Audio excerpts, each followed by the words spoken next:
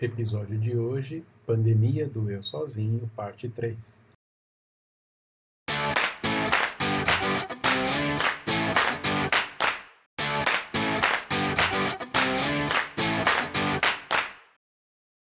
Vou fazer uma parte aqui. Você estava falando de contato, Cláudio? Aí eu lembrei que tem certas coisas que explicam, mas não justificam. Eu vou aqui falar do meu passado. Você já sabe que eu fiz intercâmbio lá com 18 anos. Estava literalmente do outro lado do planeta, na Austrália. Isso em 1900 Guaraná com rolha. Ou, se vou ser mais preciso, 1989, o ano da queda do Muro de Berlim, de passagem. Estava lá, quando caiu. Assim, tentem fazer o seguinte exercício hoje. Hoje, assim, para certas pessoas seria impraticável, tá? Impossível. Eu recebia comunicações da minha família a cada, em média, 8 dias. Não estou falando em 8 minutos, não estou falando em 8 horas, estou falando em 8 dias, que era o tempo que a carta levava para chegar do Brasil para a Austrália, da Austrália para o Brasil. Mas vocês imaginam que você ficar do outro lado do planeta se receber notícias. Então, para mim foi tranquilo. Eu sei se você fala, nossa, não, foi difícil, não, para mim foi tranquilo. É da minha índole, é da minha natureza. Tá, eu fico, ou assim, pense em vocês, qualquer pessoa que hoje ficaria 8 segundos, 8 minutos, sem contar. Hoje, se você mandar uma mensagem do WhatsApp e a pessoa demorar para te responder, você já fica, ai meu Deus, né? Ou, se a pessoa começou a digitar e não mandou a mensagem, aí piorou, porque daí a tua coisa já fica assim, ó. Então, realmente a gente está num mundo bem diferente mesmo hoje, Ou né? quando manda e deleta, sem você ver o que era, enfim. E olha, até copiei a figurinha que o Zé mandou no grupo, eu tava lendo, que alguém apagou lá, porque eu achei incrível. Vira e mexe, alguém apaga uma mensagem, né? E essa figurinha é ideal mesmo, porque a gente fica desesperado pensando, eu sempre justifico, porque eu sou de justificar mesmo. Ai, gente, mandei errado, tipo isso, sabe? Para não ficar chato, mas assim.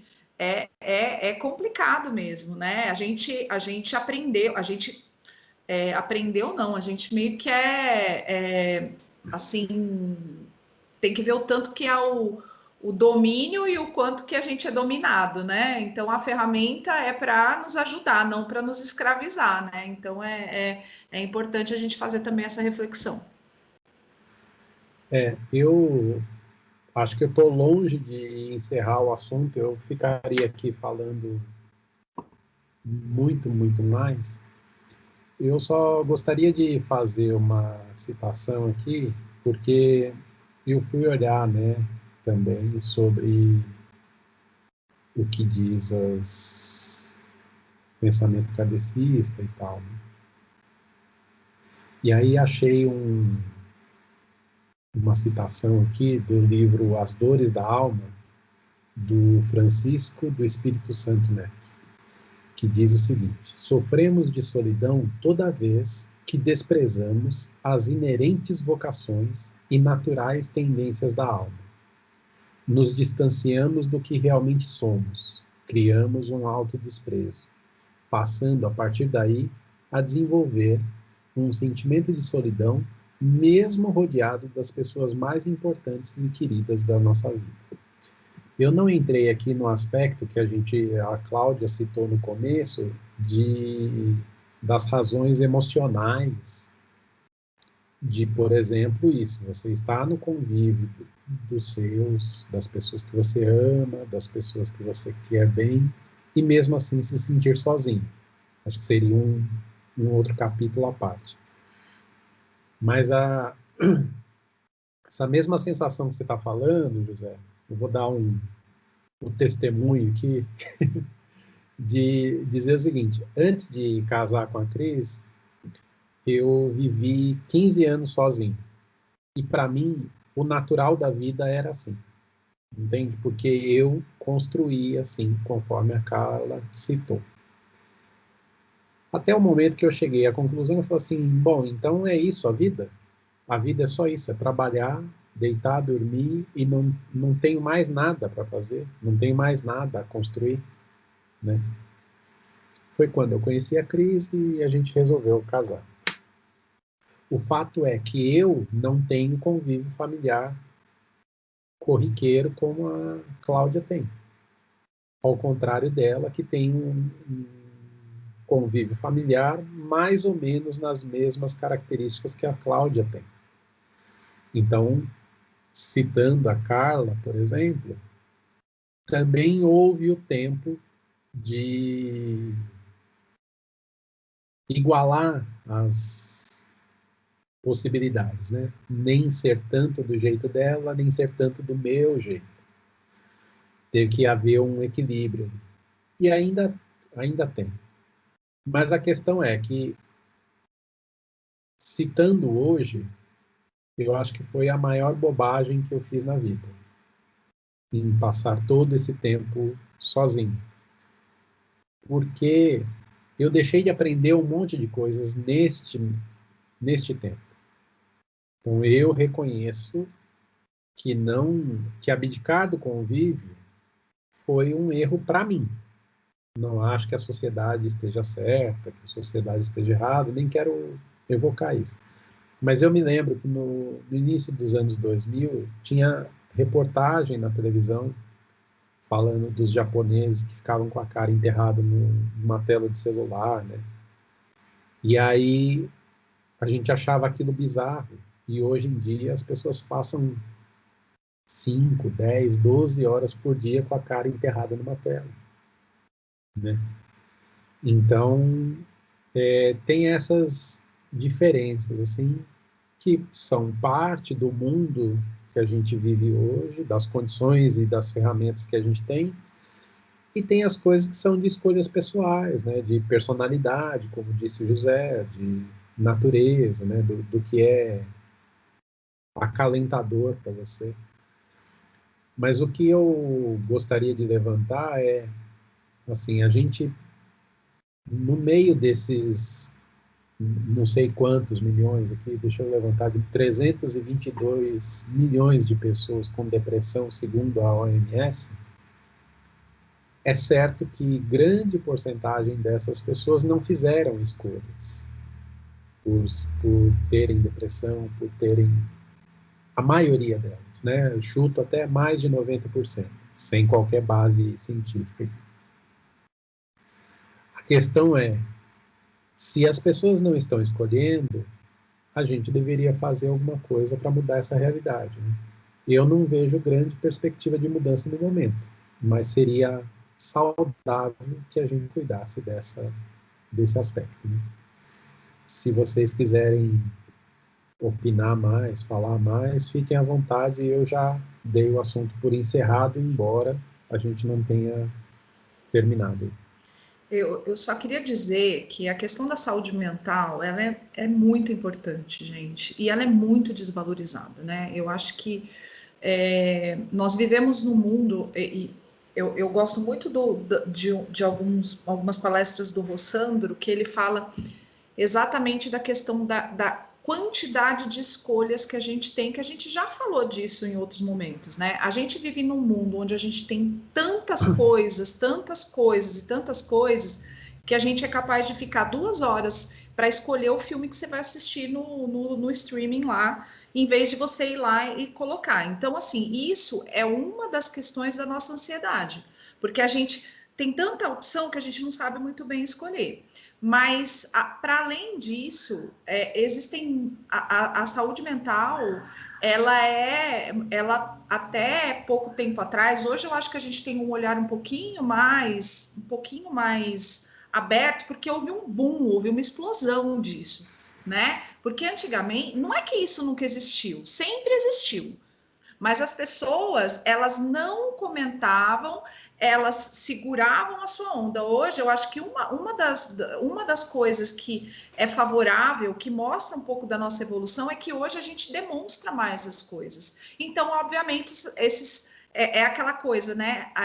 A luz só vai clarear a sombra, né? Se tiver luz, não é isso? A gente só vai enxergar. Então, quanto mais a gente olhar para isso, quanto mais a gente valorizar os profissionais da área de saúde mental, quanto mais a gente quanto menos a gente ter preconceito, né? Porque a pessoa precisa de um medicamento, porque às vezes ela não vai conseguir. E, gente, nessa pandemia, quantas pessoas? E quantas pessoas precisariam e não têm acesso, não podem, né? E acabam tendo que conviver e achar que tem que aguentar. E eu vi uma coisa muito, muito interessante, que é o padrão, e a gente também já comentou aqui em outras discussões, que é esse padrão maluco da sociedade, que a gente tem que ser feliz o tempo inteiro. Peraí, gente, que eu acho que a minha câmera deu uma bugadinha, mas vou continuar falando aqui. Então, a gente não tem que ser feliz o tempo inteiro. A felicidade, ela é produzida, ela é um produto que você compra, entendeu? E não é assim, a vida não é assim, a gente tem que ter momento de luto. Então, o que acontece? A gente não guarda os nossos momentos, a gente não lida com a frustração. Gente, o que é essa geração? Essa geração são pessoas que não lidam com frustração. Porque nunca receberam um não, porque nunca tiveram uma coisa. Por exemplo, eu não posso, eu nunca vou levar meu filho em um velório, um enterro. Gente, velório, enterro é fechamento de ciclo. A criança tem que entender isso. Tudo bem, você não vai levar uma criança de 4, 5 anos, mas a partir do momento que ele já tem um entendimento, você não pode privar de tudo, né? A gente tem que viver frustrações, sim. A gente tem que viver coisas sem se privar, porque tudo isso constrói exatamente como a Carla falou, que eu adorei, né? Como é que é a encarnação água com açúcar? Porque a gente vive uma geração água com açúcar, que é o que não pode ser contrariado, né? É aquele que não pode viver uma frustração. É aquele, por exemplo, as minhas filhas, eu não deixei voltar para a escola. Não vai voltar nesse momento da pandemia, não vai. Aí elas falam, mas todo mundo, uma vírgula. Eu não sou todo mundo, vocês não são todo mundo.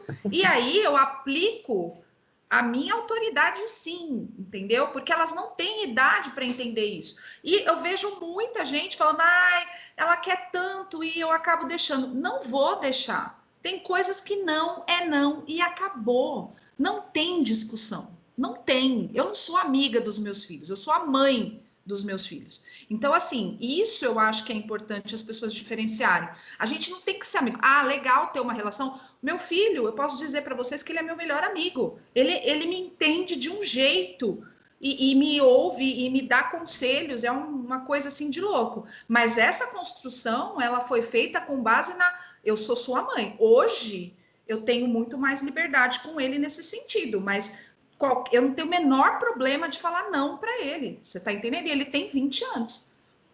Não tem problema disso, apesar que eu nem preciso muito, porque o Felipe é bem tranquilo. Mas é isso que eu quero dizer, sabe? Então, eu acho que a gente tem que entender, sim, que saúde mental é importante. E essas consequências, sim, são consequências de uma sociedade desestruturada, de uma sociedade desequilibrada e que não permite que as pessoas passem pelos processos que elas precisam passar para se construir como seres humanos um pouco mais saudáveis, emocional, mental e até fisicamente.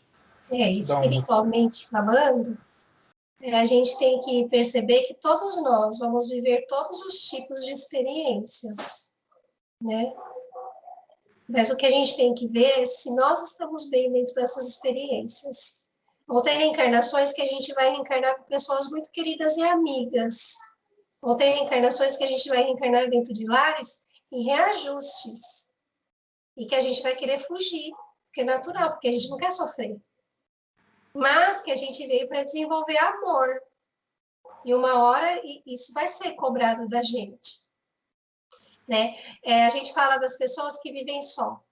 Muitas pessoas que vivem só, elas vieram com a missão de transferir para a sociedade o amor que elas têm, o conhecimento que elas têm. Então, na verdade, elas não vivem só, né? Porque a gente é impulsionado para a sociedade. Agora, o que a gente tem que perceber é se a gente está sofrendo. Se esses conflitos estão nos fazendo sofrer. E aí a gente tem que buscar ajuda, apoio, terapia, ou sair para o mundo. Porque é tudo muito respeitado dentro de nós, né? Igual o Sidney falou, fiquei 15 anos sozinho. Só que chegou uma hora que ele mesmo despertou. O que eu estou fazendo? Foi no momento certo. Então, quando ele resolveu casar, foi no momento certo que ele tomou uma decisão. Muita gente casa porque acha que é a lei natural da vida, tem que crescer, ficar adolescente, namorar, depois noivar e casar. Quantas pessoas fazem isso? E aí padroniza o casamento, que é o casamento do jeito que idealizou, igual nos contos de fada, e a realidade é outra, pessoa foge. Então, a gente não é educado assim. O que nós queremos? Quer viver sozinho? Vive sozinho, mas vive bem. Eu estou de bem com a minha solidão, né? Com minhas relações afetivas. Só que a gente vai muito pelos padrões, é isso que a gente tem que quebrar. São os padrões que são impostos para a gente. E aí a solidão, ela é saudável quando você começa a se olhar e falar, eu não quero viver esses padrões. Eu não penso assim. Eu não sou assim, como a Cláudia passou para a filha dela. Você não é todo mundo. Eu não sou todo mundo. Né? Porque muitas vezes o que a gente percebe nesses conflitos íntimos de solidão é que a pessoa ela tem medo de ser aceita. Então ela se esconde para viver o que todo mundo quer. Ela tem medo do que ela fala, por isso que eu falo para vocês, eu não tenho medo do que eu falo. Se eu me sentir desconfortável com o que eu estou falando, seja certo ou seja errado, se está me fazendo sofrer é porque eu estou no lugar errado. Então, a gente tem que pensar assim, o Emmanuel fala, vocês vão reencarnar em todas as filosofias religiosas, em todas as profissões, em todas as nações, para que o espírito cresça. Então, é experiência. Então, a gente também vai viver momentos de solidão, né, porque a gente precisa um pouco dessa introspecção, e a gente também vai viver em momentos que a gente não vai ter tempo, igual o Chico Xavier, ele não tinha tempo de ser ele. E aí, no final da vida, o que ele falou? Agora sou eu.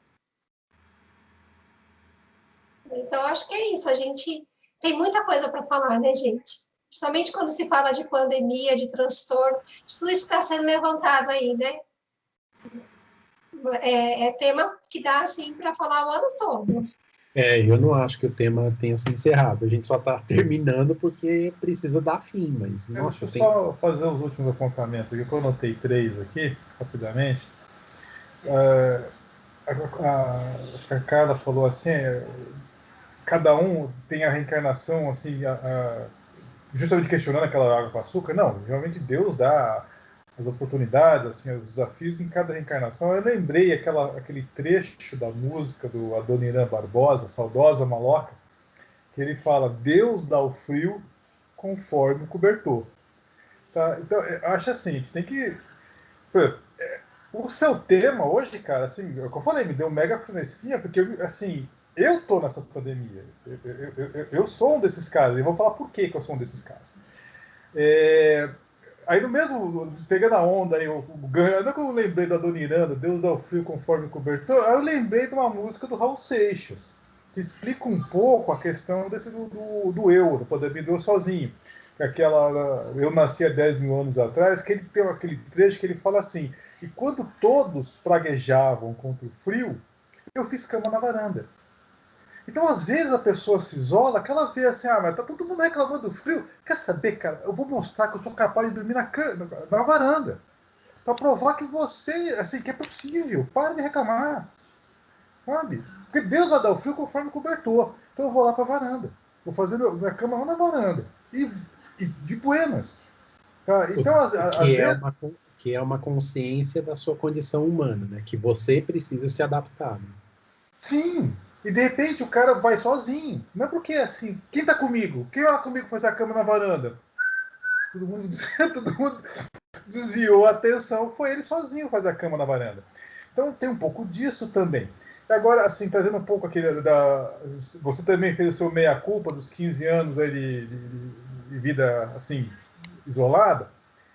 Eu tenho um personagem que, assim, que me influenciou, tem certas coisas que marcam a vida da gente. Eu li esse livro em português, depois eu li no original em inglês, depois eu voltei a ler uma terceira vez em português, que é A Revolução dos Bichos, de George Orwell. Isso também é outro livro que todo mundo tem que ler. Mas tomem cuidado para não se identificar com o Burro Benjamin, como eu me identifiquei. Porque o Burro Benjamin, para mim, assim, é o meu personagem favorito na história. Quem sabe o livro, lê o livro, sabe que assim, é uma paródia que o George Orwell fez, um ex-comunista, ele era comunista, depois ele ficou descontente com o comunismo, né, com toda aquela questão da Revolução Russa, e fez a paródia. E aí você consegue identificar quem são cada personagem tem a contraparte histórica lá na Revolução Russa. E eu demorei anos para entender quem era o Burro Benjamin. Até que um dia me caiu a ficha e eu falei assim, o Burro Benjamin é a própria história. Que no momento ele fala, alguém já viu um burro morrer? Ninguém viu. Eu já tô aqui tempo suficiente. Eu já vi várias coisas vão e vêm, mas vocês nunca viram um burro morrer. Que é a história. A história passa, os eventos passam, as pessoas vêm, as pessoas vão, mas a história fica, testemunhando tudo. Mas enfim, esse é meu palpite, eu acho que o Burro Benjamin é história, mas onde que eu quero chegar? Lá no começo do livro, o George Orwell começa a descrever a fazenda, tudo mais, personagens, enfim, e descreve o Benjamin, que fala, não, o Benjamin, de todos os bichos da fazenda, ele era o mais isolado, ficava só na dele, quase não falava, quase não comentava, e quando comentava, era para fazer comentários do tipo assim, Deus me deu uma cauda para que com ela eu espantasse as moscas, mas eu seria muito mais feliz se ele não me tivesse dado as caudas e nem criado as moscas. É o famoso assim, complicar para quê, né? Enfim, me marcou, assim, esse personagem, de certa maneira, me marcou. E ele, assim, ele é relatado como um cara isolado, sozinho, solitário, que talvez, de vez em quando, conversava com o Sansão, que era o cavalo. É uma questão de afinidade, burro, cavalo, burro, enfim. De resto, ele ficava na dele. E assim, por essa e por outra, eu falei, nossa, cara, eu quero ser o Benjamin, de certa maneira. E acabei imbuindo nisso, de certa maneira. Não que eu me excluí da humanidade, não, eu tenho, mas eu fico muito no meu mundo, com o Benjamin ficado. E assim como o George Orwell construiu o personagem, relata o personagem. Então, se você ficou seus 15 anos lá, eu tô assim com o meu burro Benjamin na cabeça, imbuído assim na alma. Mas, enfim, é só um desabafo aqui. Eu acho que assim, o tema foi bem oportuno, me deu um mega frio na espinha, porque eu tive que fazer uma auto-reflexão. Tá? Que assim, eu sei dessa minha condição, eu sei desse meu individualismo, tá? Do meu eu mesmo milênio, eu já fiz palestras que eu terminei, já fiz no meu departamento uma palestra que eu botei a foto lá, eu mesmo milênio, o Jim Carrey lá com aquela metade de um personagem, metade do outro, de boas, cara. E assim, eu já assumi.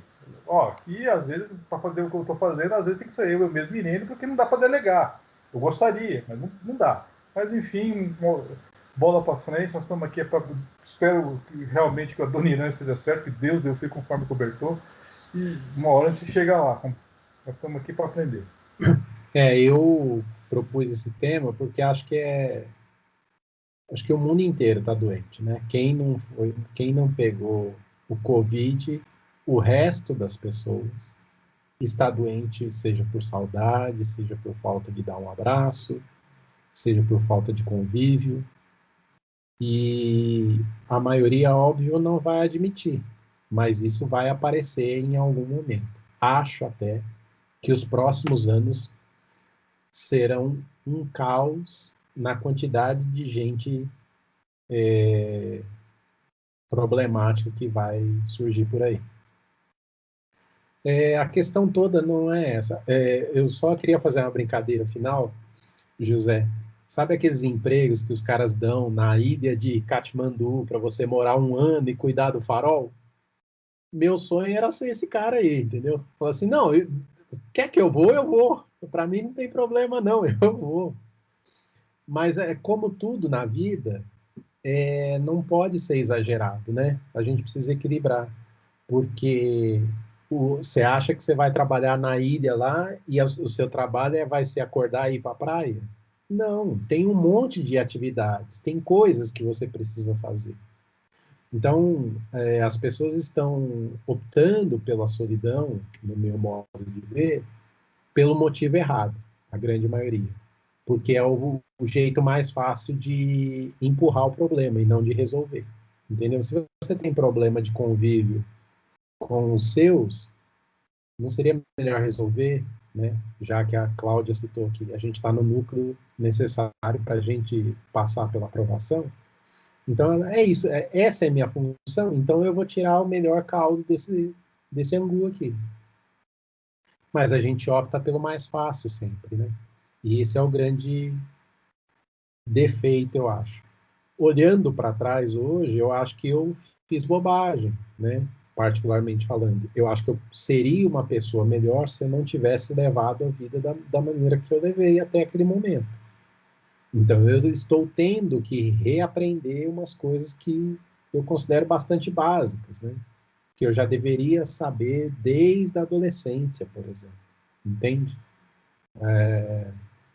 E, e acho que numa escala de tempo de uma geração, de uma encarnação, traz mais prejuízo do que benefício, porque nós somos seres sociais, né? Senão não precisaria de 7 bilhões de espíritos encarnados, mas sabe-se lá quantos desencarnados. Então, eu agradeço a todo mundo que esteve aqui até agora. O papo foi bom, no meu modo de ver. A gente ficaria muito mais tempo aqui, mas não, a intenção não é tornar o assunto monótono, né? Muito pelo contrário. É colocar uma vírgula para que a gente possa, durante a semana, avaliar e ver se a gente está fazendo do jeito certo. Porque se a gente não está fazendo do jeito certo, dá tempo de corrigir, dá tempo de arrumar. A gente tem a vida inteira pela frente ainda. Então, a gente vai passar por essa turbulência da pandemia, mas o ideal é que cada um tivesse a sua cama na varanda. Obrigado, boa noite e até semana que vem.